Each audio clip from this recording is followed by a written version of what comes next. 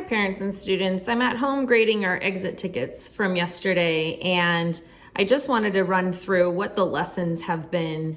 Pretty much the same idea for the past 2 or 3 weeks. What we're trying to do is just really get a good understanding of unbundling a 10 or 100 and moving that back over into your 1s or 10s when needed.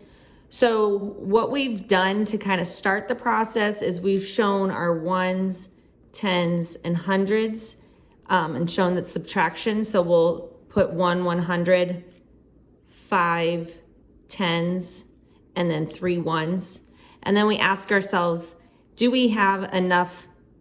Well, before we even do that, we'll set up our drawing, but then we'll also set up the problem as a vertical problem. That's one of the first steps, so that we can see our 1s, our 10s, and our 100s.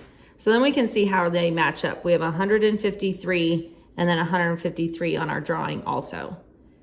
Then we ask ourselves, our first question is, do we have enough 1s to subtract our bottom number, our 6?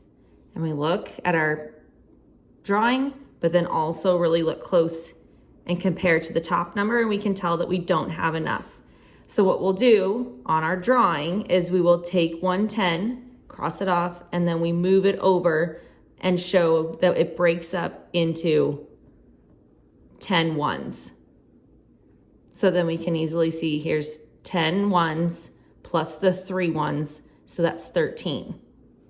To represent that then on our math problem is we're going to cross off the 3, cross off the 5, because both units change, just like in our drawing. We're going to take 110 and make it 10 1s more. So we have 4 10s left over, just like in our drawing, and 13 1s, just like now in our drawing. Okay? Then we can proceed to go ahead and subtract. 13 minus 6 is 7, 4 minus 4 is 0, 1 minus nothing is still 1 100, just like we see in our drawing. So we could double check and see 107. Okay, take off our, subtract 4 10s, subtract 6 1s. Our next exit ticket problem was 118 minus 79. Now, some students might be able to just automatically start by setting up the problem vertically and then begin their subtraction. Some might still need the drawing. We are trying to move away from the drawing, but if the drawing still helps us understand how we are taking away 1 10 and moving it over and seeing that new group of 10 1s, we can still do that. I'm going to show just how we do it without the drawing. So then again, we ask ourselves, do we have enough 1s on top to take away 9? We compare these two numbers and we say no, we do not. So we need to go next door, take 110, and that's 10 1s more. So we right away show that on our units on the top.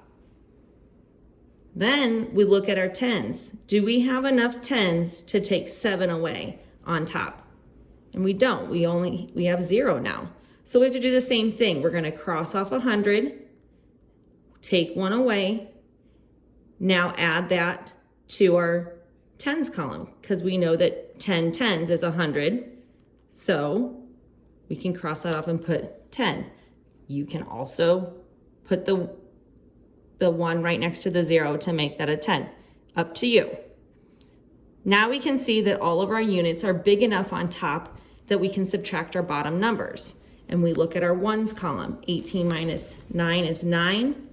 10 minus 7 is then 3. 0 minus 0 is still 0. Okay, thinking about that as 18 1s, take away 9 1s, 10 10s, take away 7 10s, no 100s, taking away no 100s. Okay. those are kind of the lessons that have been going on, or how I've been explaining it.